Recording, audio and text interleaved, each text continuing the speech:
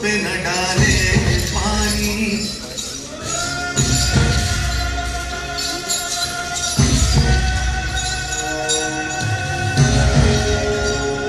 कोई माता की उम्मीदों पे न डाले पानी, जिंदगी भर तो हमें बेच के डाले पानी, जिंदगी भर तो हमें भेज के डाले पानी।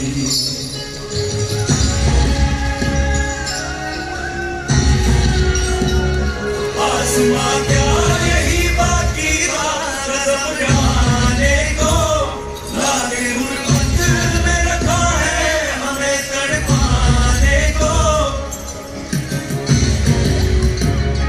आसमां क्या यही बाकी था रज़म गाने को, लागे गुरबत में रखा है हमें तड़पाने को। आज जिस घर में हम तैयार थे मर जाने को, जीत की हमसे छुड़ाया है काश आने को, जिंदगी भर तो हमें भेज के डाले पानी, जिंदगी भर तो हमें भेज के डाले पानी। कोई माला की उम्मीदों पे न डाले पानी, कोई माला की उम्मीदों पे न डाले पानी, जिंदगी भर तो हमें भेज के डाले पानी, जिंदगी भर तो हमें भेज के डाले पानी, जिंदगी भर तो हमें भेज के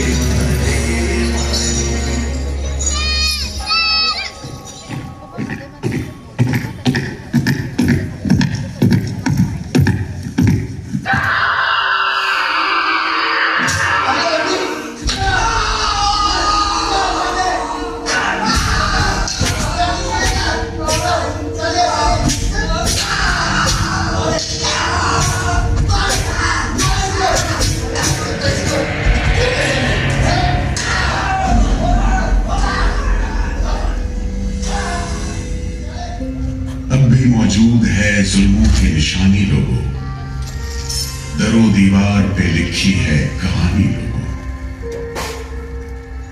कहां से शुरू करूं ये कहानी?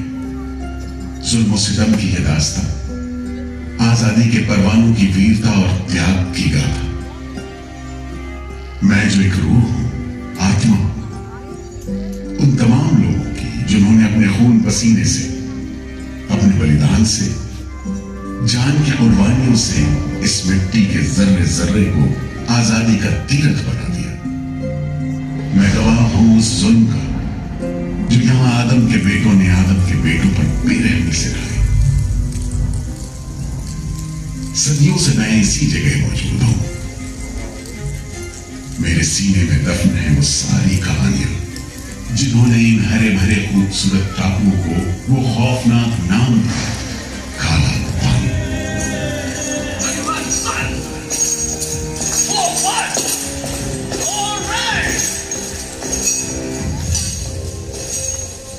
तो वहीं से शुरू करते, उसी हरियाली से जो कैद करने वालों के जुल्म और कैदियों के खून पसीने से बेदाग।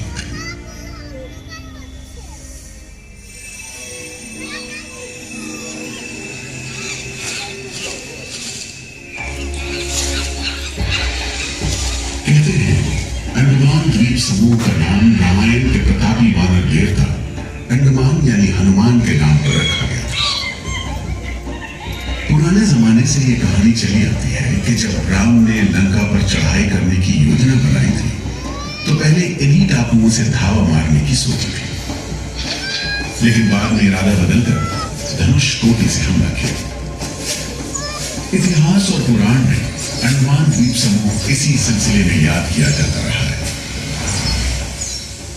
उधर दूसरी शताब्दी के रोमन भूगोल शास्त्री टॉमी ने इन टापुओं को दुनिया के पहले नक्शे में जगह दी और नाम रखा एक्टिवा, एक ग्रीक गॉड एगेमेम्नॉन के नाम पर, जो भाग्य का प्रतीक है। इन टापुओं की तरफ लोगों का आना शुरू हुआ। धर्म प्रचारक, लुटेरे, बागी, मल्ला, किस्मत आजमाने को निकले जहाजी, हर तरह के लोग यहां आते रहे। 18वीं सदी के अंत में ईस्ट इंडिया कंपनी ने इन टापुओं पर एक बस्ती कायम करने की कोशिश की और यहां लेफ्टिनेंट आर्चिबाल्ड ब्लेयर को भेजा, मगर यह कोशिश नाकाम रही और अगले 60-70 बरस तक किसी ने इन टापुओं की सुध नहीं ली।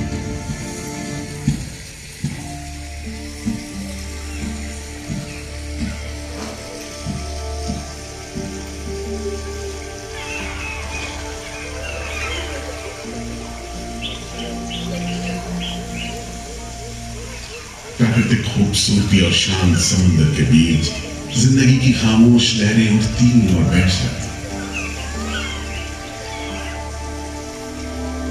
उगते सूरज के साथ पक्षी जागते और डूबते सूरज के साथ इन टापुओं पर जिंदगी सुकून से सो जाती। कि तभी भारत का पहला स्वाधीनता संग्राम यानी 1857 की आजादी की लड़ाई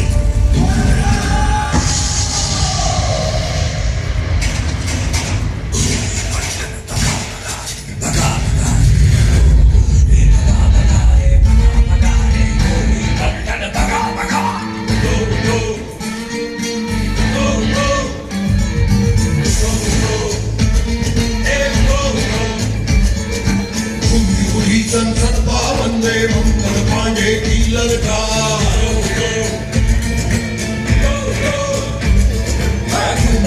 संसद भवन में मंगल पांडे की ललकार। क्या करो भारत छोड़ो, जाओ अपने देश से बाहर। रानी झांसी भाग्या तो रानी झांसी भाग्या तो राणा जी दिल्ली दरबार।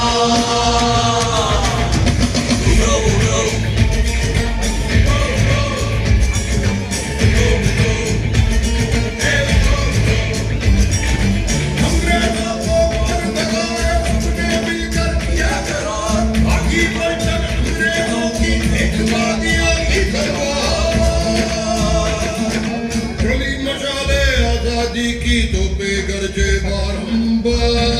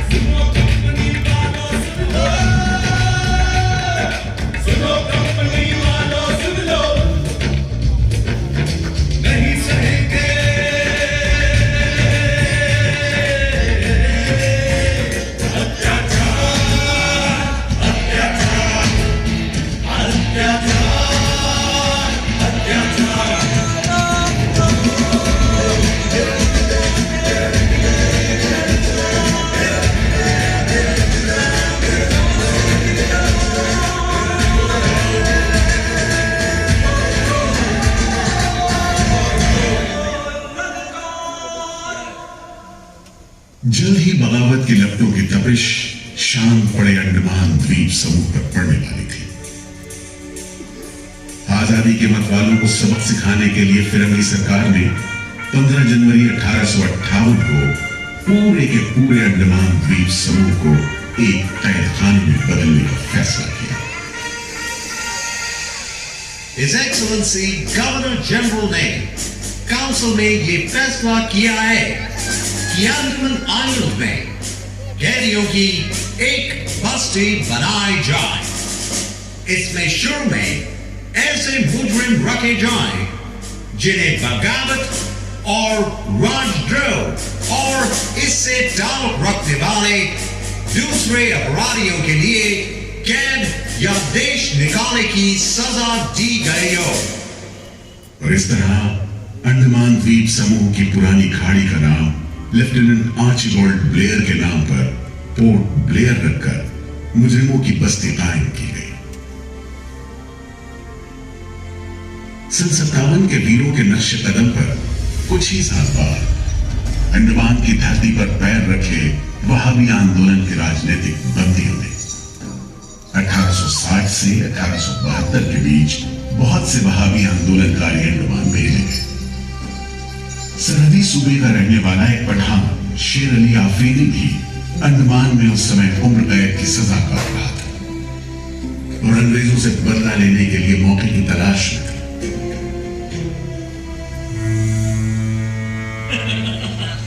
शेर अली, तुम इस भीड़ भाड़ में कैसे? ओए, हम सुना है फिरंगी का लाट साहब इधर आता है। हम भी देखने आया है जुल्म करने वाले का सरदार कैसा दिखता है।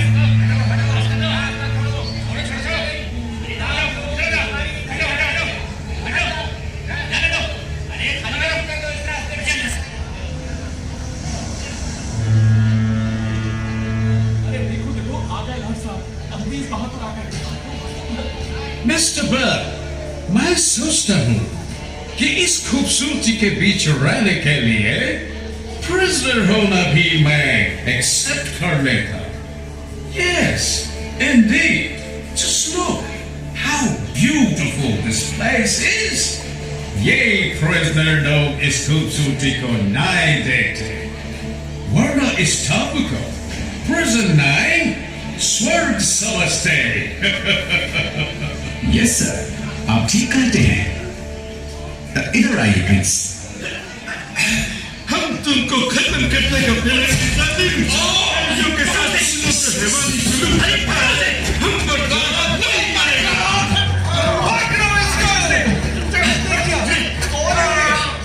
शेर अली है सजा याफ्ता कैदी, सजा में रियायत पाकर नाई की दुकान चलाता है। जैसा कि होना था, शेर अली को फांसी हो गई।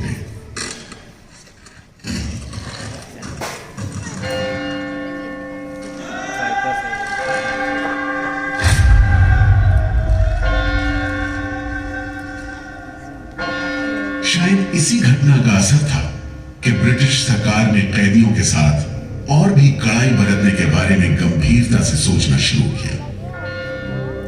नतीजे के तौर पर सन 1896 में पोर्ट ब्लेयर की खौफनाक सेलुलर जेल का काम चीफ कमिश्नर केविन और इंजीनियर मैक्विन की निगरानी में शुरू हुआ। यूरेनस मैक्विन, आपकी जांच पूरी हो गई?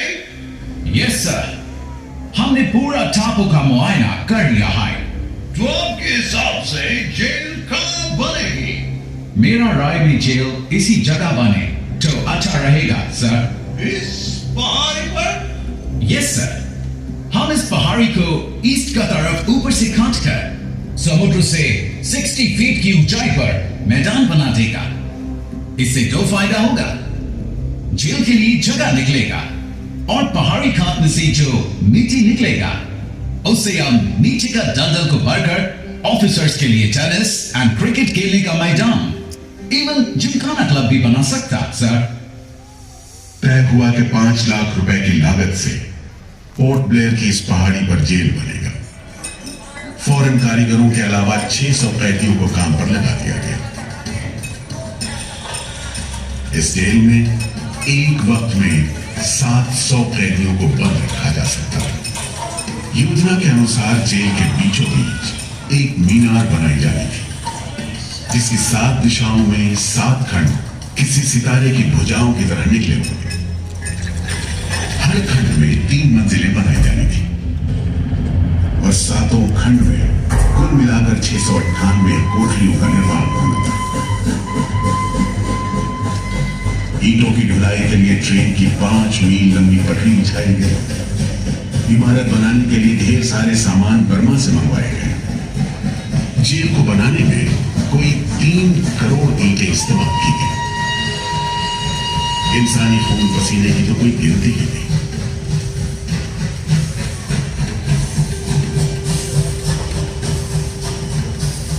सुबह, दोपहर, शाम, रात कोड़े चलते रहे और काम होता रहा। दीवारें उठनी शुरू हो गई। आखिरकार 10 साल बाद सन 1906 में यह विशालकाय जेल तैयार हुआ और यहीं से अंडमान के इतिहास का सबसे काला दौर शुरू हुआ।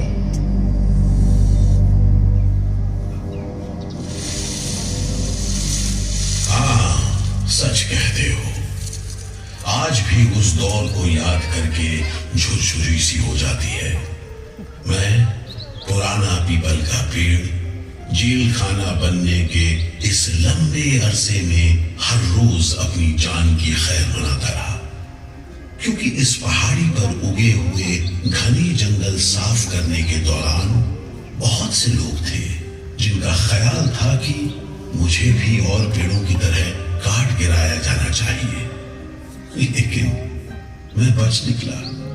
मेरी किस्मत में शायद खड़ा रहकर इस जेल में होने वाली यातनाएं देखना लिखा था। हर एक कैदी जेल के फाटक के भीतर आकर मेरी डालियों के नीचे से ही निकला है।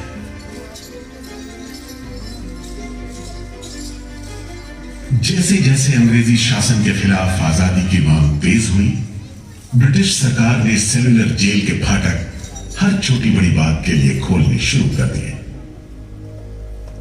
किसी ने पर्चा निकाला तो अंडमान जेल, किसी ने लेख लिखा तो अंडमान जेल। लेकिन जब आजादी की लौ दिल में जल रही हो तो लोगों को कब तक रोका जा सकता है? 20वीं सदी शुरू होते होते फिरंगी सरकार के खिलाफ जंग में तेजी आ गई। अलीपुर षड्यंत्र कांड, चटगांव डकैती कांड, काकोरी कांड, लाहौरी बम कांड, मोपला विद्रोह, नासिक षड्यंत्र, कितने मामले गिनवाए, ये सूची लंबी है। लिहाजा एक नए किस्म के अभियुक्तों ने अंडमान की सेलुलर जेल में कदम रखा। ये नई किस्म थी क्रांतिकारियों की। क्या शानदार लोग थे, मस्ती में झूमते गीत गाते जेल में कदम रख रहे थे, मानो जेल नहीं मंदिर जा रहे हो। आजादी के ये परवाने देश के कोने कोने से आए थे। सरफरोशी की तमन्ना अब हमारे दिल में है, देखना है जोर कितना बाजुए का दिल में है। वक्त आने दे बता देंगे तुझे आसमां, हम अभी से क्या बताएं, क्या हमारे दिल में है। सोहन सिंह भकना हाजिर। मोतीलाल वर्मा हाजिर। पंडित परमानंद शास्त्री हाजिर है। बटुकेश्वर दत्त हाजिर। सचिंद्रनाथ सान्याल हाजिर। उल्लासकर दत्त हाजिर। पृथ्वी सिंह आजाद, पृथ्वी सिंह आजाद हाजिर। हर आदमी के दिल में स्वाधीनता की लौ जल रही थी। इस जोत को बुझाने का काम ब्रिटिश सरकार ने जिस अफसर को सौंपा वो था सेलुलर जेल का जेलर डेविड बेरी। जमादार। जी हुजूर। मैंने आप कैदी लोग आया। जी सरकार, सभी लाइन से खड़े ठीक है, चलो इनसे कह दो कि इस जगह पर हम शेर को पालतू बनाना है। तुम जेल का दीवार देखता है, जानता है इसको इतना नीचे क्यों बनाया? इधर से कोई भागने को नहीं सकता। यह सब तरफ 1000 माइल्स तक पानी है और ऊपर खुदा है, और तुम हमको देखता है? हम इधर का खुदा है, डेविड बेरी।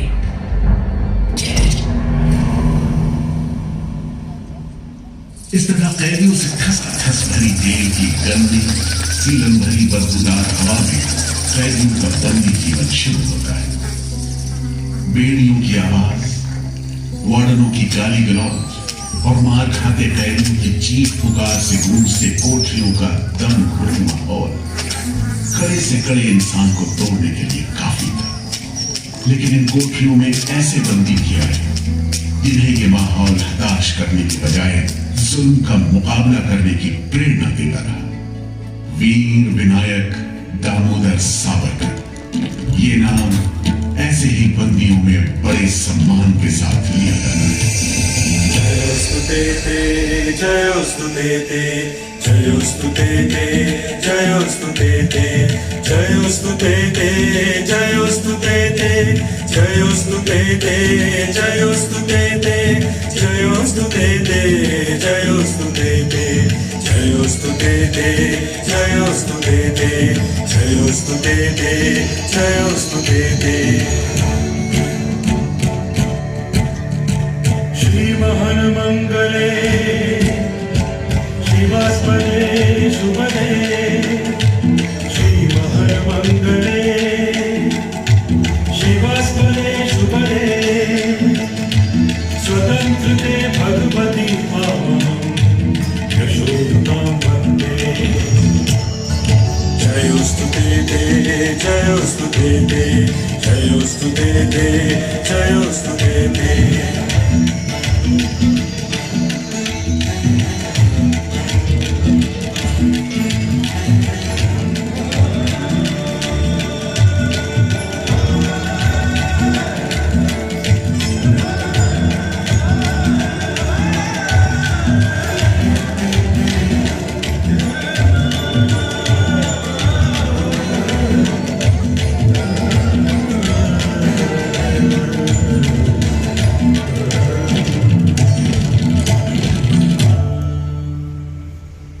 बेड़ियों में जकड़े वीर सावरकर जब सेल्यूलर जेल के अहाते में दाखिल हुए तो उनकी जंजीरों से जुड़े लोहे के पट्टे पर उनकी जेल की मियाद खुदी हुई थी 50 बरस। 24 दिसंबर 1910 से 30 दिसंबर 1960 तक। विल सावरकर, तुमको 2 बार का उम्र कैद का सजा मिला है। 50 बरस बाद सरकार तुमको छोड़ देगा।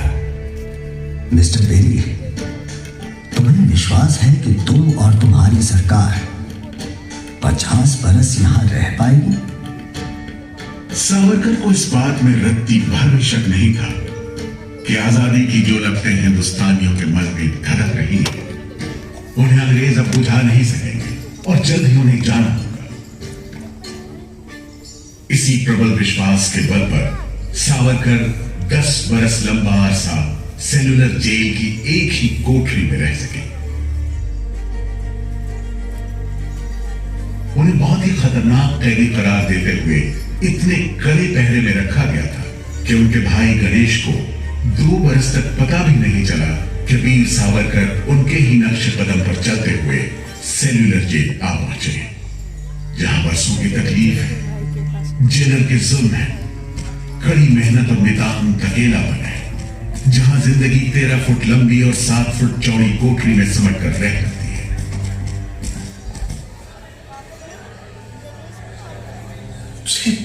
ये कैसा रद्दी खाना है? चावल में कंकड़ है, सब्जी में रेत है और दाल में कीड़े? खाना क्या है? घास फूस है। बर्तन भी देखो कैसे टूटे फूटे, जंग से लाल और तेल से जुड़े हुए। सबसे ज्यादा कमी तो पानी की है। आज सुबह जब मैंने पानी मांगा, जमादार बोला दिन में 2 बार मिलेगा बस। अरे पीने लायक होता तो बात था, इतनी बास मारता है कि नाक बंद करके पीना पड़ता है। इस खाने को कैसे खा सकते हैं? कैदियों को गाली देना या पीटना मामूली बात थी, चाहे वो खा रहे हो या काम कर रहे हो। और काम न सिर्फ मुश्किल था बल्कि उसका कोटा भी तय था। 7 में से 4 खंडों की कोठरियों में तेल निकालने के उपकरण लगे थे।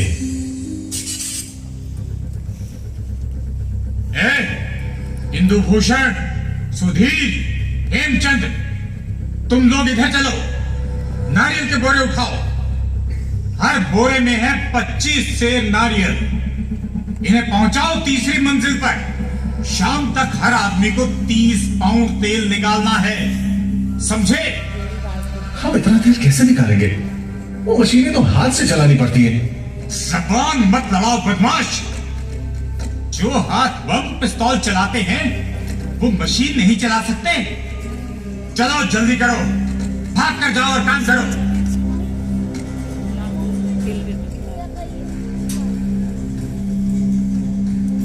मेरा बात ध्यान से सुनो। जी हुजूर। जो आदमी काम नहीं करे उसको पेट लगाओ। जी हुजूर। समझा? जी। सजा दो, कोई छूट नहीं दो। जी। कोटा पूरा कराओ। जी। लेकिन तमाम मारपीट और गाली गलौज के बावजूद यदि कैदी काम पूरा न कर पाते, तब जो सजा मिलती वो किसी की भी हिम्मत तोड़ने के लिए काफी थी। जमादार जी हुजूर। इसको 2 दिन तक टाट का वर्दी पहना। कल से इसका गाना बंद। जी। सिर्फ 2 कप कंजी दो। जी हुजूर। ये पहला बार काम नहीं पूरा किया। जी। इस वास्ते इसको 1 हफ्ता हथकड़ी में रखो। जी हुजूर।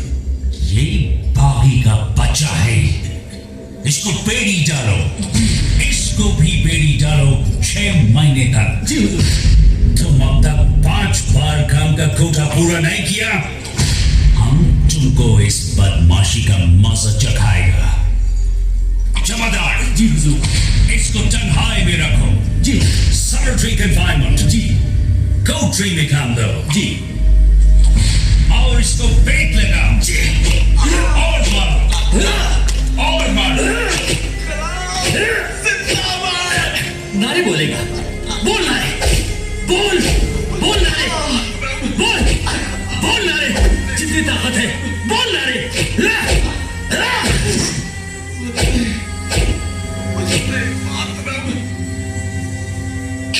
उल्हासकर दत्त ने इस सारी तकलीफ की दिल को छू देने वाली तस्वीर खींची है। हमारे गांव में तेल के लिए कोल्हू में बैल जोते जाते हैं। वो भी दिन में 10 से 12 सेर से ज्यादा तेल नहीं निकाल पाते। जेल में मुझे 2 और कैदियों के साथ बैल की जगह जोत दिया जाता था और हमें शाम तक 1 मन नारियल का तेल निकालने का काम सौंपा जाता। जमादार हमें दौड़ने पर मजबूर करते और रफ्तार धीमी होने पर कोड़े मारते। हर रोज न जाने हम कितनी बार लड़खड़ाते, गिरते और मार खाते, और ये सिलसिला निरंतर चलता रहा। हुजूर, ये काम करने से इनकार करता है। क्यों काम नहीं करेगा? जैसा बर्ताव ये जमादार करते हैं उसमें मैं काम नहीं करूंगा। मारपीट और सजा का नतीजा ये हुआ कि उल्हासकर ने 7 दिन के बाद खाना पीना और बात करना भी बंद कर दिया। वार्डनों का ख्याल था कि उल्हासकर पागल होते जा रहे हैं, लेकिन जेलर बेनी ने इसे नाटक बताते हुए उल्हासकर को बिजली के झटके लगाने का हुक्म दिया, जिसके बाद उल्हासकर 3 दिन और 3 रात बेहोश रहे। उसके बाद कहीं जाकर डॉक्टर को बुलाया गया।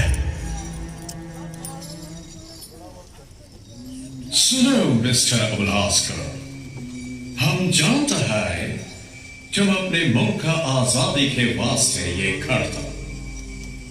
हम तुम्हारा काम को ठीक नहीं समझता, लेकिन तुम अभी जवान है। एक दिन अपना सजा पूरा करके वापस अपना मुल्क जाएगा, तब अपना हाथ से जान क्यों लेता? क्या तुम डरपोक है? हम अपना सीनियर ऑफिसर का हुक्म नहीं बदल सकते, लेकिन तुम चाहेगा तो हम तुमको मेंटल हॉस्पिटल में भर्ती करवा देगा। ठीक है, इन जानवरों के बीच रहने से पागलों के बीच रहना बेहतर होगा। उल्हासकर की सारी तकलीफ का जेलर डेविड बेरी पर कोई असर नहीं हुआ। उल्हासकर के जाने के बाद बेरी ने वीर सावरकर को चिढ़ाते हुए पूछा, क्यों सावरकर, तुम भी पागलपन का बहाना करेगा क्या? तुम्हारे बाद मिस्टर बेरी। अच्छा। हाँ, जिस तरह के अत्याचार तुम कर रहे हो उनसे कोई भी आदमी पागल हो सकता है। रहने दो ये सब बात सावरकर, तुम अच्छी तरह जानता है उल्लासकर पागल नहीं है, बहाना खाता है। मिस्टर बेरी, अगर तुम सोचते हो कि उल्लास बहाना कर रहा था तब तुम पहले ही पागल हो चुके हो। ये सब अत्याचार बंद करो, वरना हमारे पास स्ट्राइक के अलावा कोई रास्ता नहीं बचेगा। छूट नहीं, रियायत नहीं तो काम नहीं, छूट नहीं, रियायत नहीं तो काम नहीं। हमारी मांगे पूरी करो, पूरी करो। जिंदाबाद, जिंदाबाद, जिंदाबाद। बंदियों को छोड़ दो, बंदियों को छोड़ दो। और इस तरह कैदियों ने अपना आखिरी हथियार इस्तेमाल करना शुरू किया। हड़तालों का एक लंबा सिलसिला चल पड़ा, मगर ऐसे मामलों से जेलर बेरी और उसके अमले के रवैये में कोई खास फर्क नहीं पड़ा। कुल मिलाकर सेलुलर जेल के कैदी तकलीफ और बदसलूकी के बीच अपने दिन गुजारते रहे।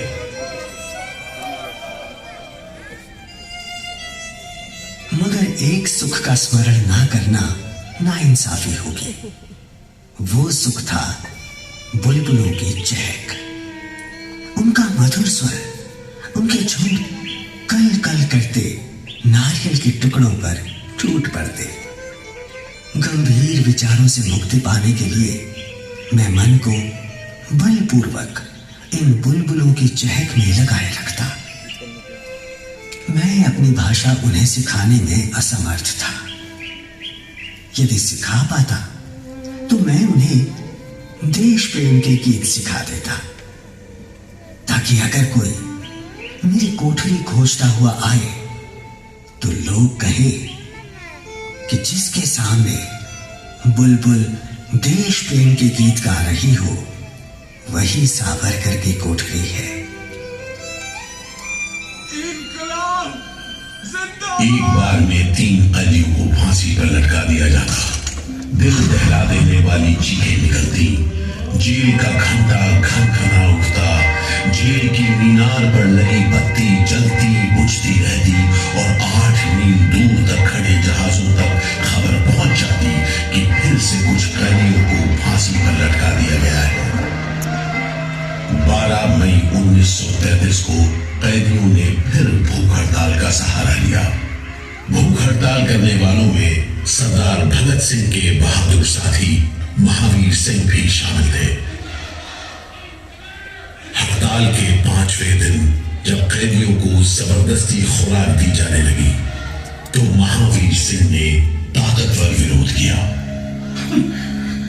जालिमों, तुम नहीं जानते कि हम कौन हैं। हम मर सकते हैं पर छुपकर नहीं रह सकते। हमें ऑर्डर मिला है तुम्हें दूध पिलाने का। चलो जमादार, पकड़ो इसे।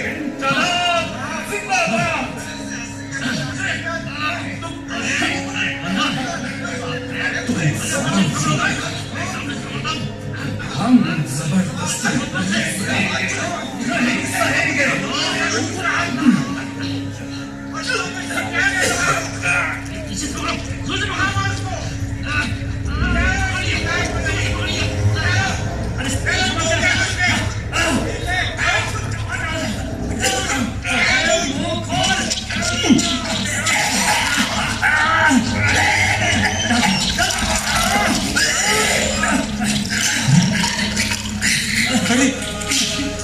ये क्या हो गया? अरे ये तो अरे इसकी तो आंखें उलट गई। अरे इसकी तो आंखें उलट गई है। अब क्या करें? लगता है दूध इसके फेफड़ों में चला गया है साहब। क्या हो? नली निकालो, जल्दी करो, जल्दी। इसकी तो सांस बंद हो गई। अब क्या होगा? होगा क्या? लाश को गुपचुप ठिकाने लगा दो, किसी को कानो कान खबर ना हो। मैं तो कहता हूँ साहब, इसकी लाश को बोरे में डालकर पत्थर से बांधकर समंदर में बहा दीजिए। कैसा? ऐसा ही करो, झटपट ले जाओ उसे, झटपट ले जाओ। लेकिन ये खबर छिपी नहीं रह सकी। जब लोगों को पता चला तो देश भर में विरोध की भीषण लहर फैल गई।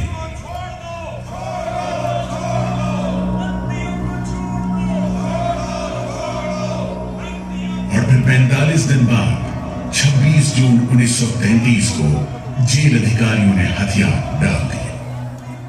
लेकिन देश अभी भी गुलामी की जंजीरों में जकड़ा हुआ था। इन्हीं हालात में सन 1937 के संवैधानिक सुधार लागू किए गए और कांग्रेस ने अनेक प्रांतों में मंत्रिमंडल कायम किए। स्वाधीनता की तरफ बढ़ते कदमों में तेजी लाने के लिए अंडमान के सेलुलर जेल के बंदियों ने भी आवाज बुलंद की। बंदियों की रिहाई, स्वदेश वापसी और राजनीतिक बंदियों के लिए बेहतर सुविधाएं हासिल करने की मांग को लेकर 24 जुलाई 1937 को सेलुलर जेल के कैदियों ने सामूहिक अनशन शुरू किया।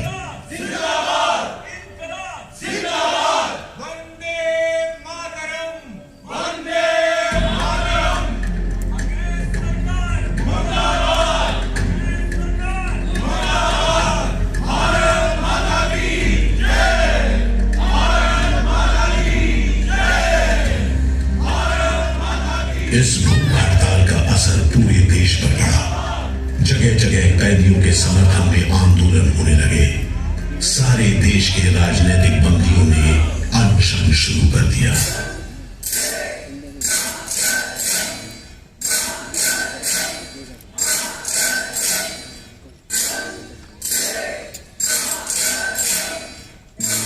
गुरुदेव रविंद्रनाथ ठाकुर और कांग्रेस की कार्यकारिणी की तरफ से जवाहरलाल नेहरू ने कैदियों से भूख हड़ताल समाप्त करने की अपील की और 28 अगस्त 1937 को गांधी जी ने सेलुलर जेल के बंदियों को तार से संदेश भेजा।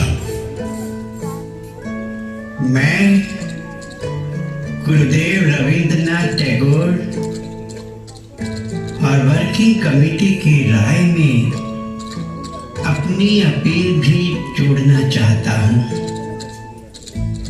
आप सब हड़ताल वापस ले लें और हम पर भरोसा रखें।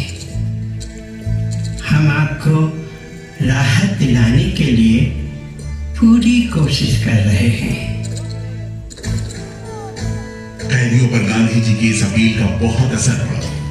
सभी कैदियों ने आपस में सलाह करने के बाद जवाब दिया। देशव्यापी अपील और आपके संदेश ने हमारे दिलों को छू लिया है। हम इस भरोसे पर भूख हड़ताल मुलतवी कर रहे हैं कि सारे देश ने हमारी मांगों और हमारे उद्देश्य को अपना बना लिया है। वंदे मातरम। 36 दिन के संघर्ष के बाद एक बार फिर बंदियों की जीत हुई। नतीजे के तौर पर सितंबर 1937 से सेलुलर जेल के कैदियों की स्वदेश वापसी शुरू हो गई।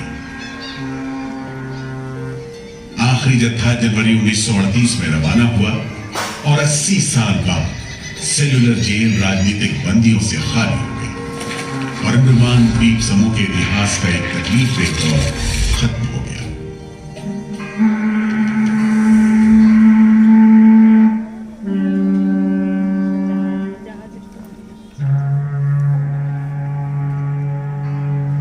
मगर एक और सारे दौर शुरू होने वाला था। 1939 में दूसरा विश्व युद्ध शुरू हुआ और 1942 में जापानियों ने अंडमान पर कब्जा कर लिया।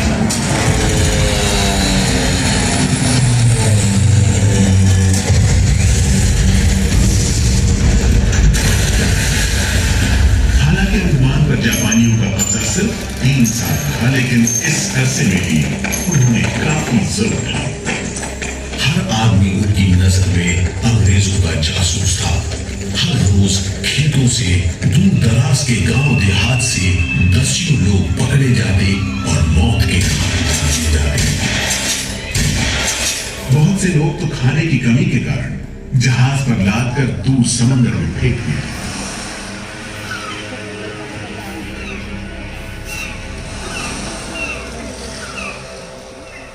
इसी दौरान नेताजी सुभाष चंद्र बोस अंडमान आए और जेल का मुआयना भी किया, मगर जापानी उन्हें जेल के उन हिस्सों में नहीं ले गए जहां वो सैकड़ों कैदियों को जासूस करार देकर तकलीफें पहुंचाते थे। अपनी छोटी सी अंडमान यात्रा के दौरान नेताजी ने तिरंगा भी फहराया।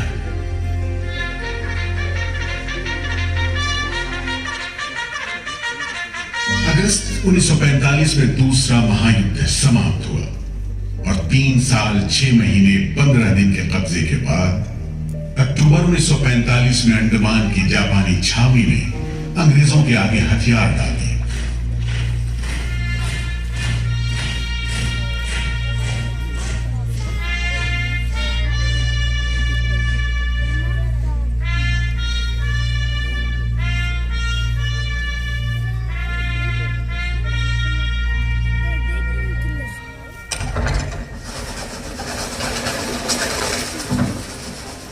सेलुलर जेल के फाटक एक बार फिर खुले और कैदियों को रिहा कर दिया गया।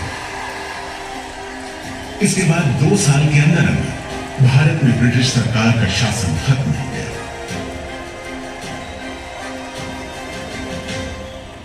अंडमान द्वीप समूह अब काला पानी के खौफनाक नाम से नहीं जाना जाता, लेकिन ये सारी तकलीफें जो आजादी के प्रेमियों ने यहां झेली, वो सारी कुर्बानियां जो देशभक्त वीरों ने यहां दी, आज भी देशवासियों के दिलो दिमाग पर छपी हुई है।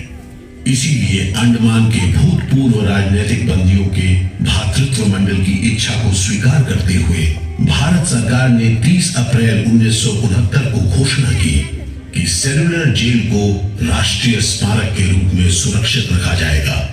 भारत की आजादी के दीवानों ने जो अमानवीय यातनाएं इस कारागार में सही, ताकि भारतवर्ष आजादी की उन्मुक्त हवाओं में सांस ले सके, उन बलिदानों को आने वाली पीढ़ियां भूल नहीं पाएंगी।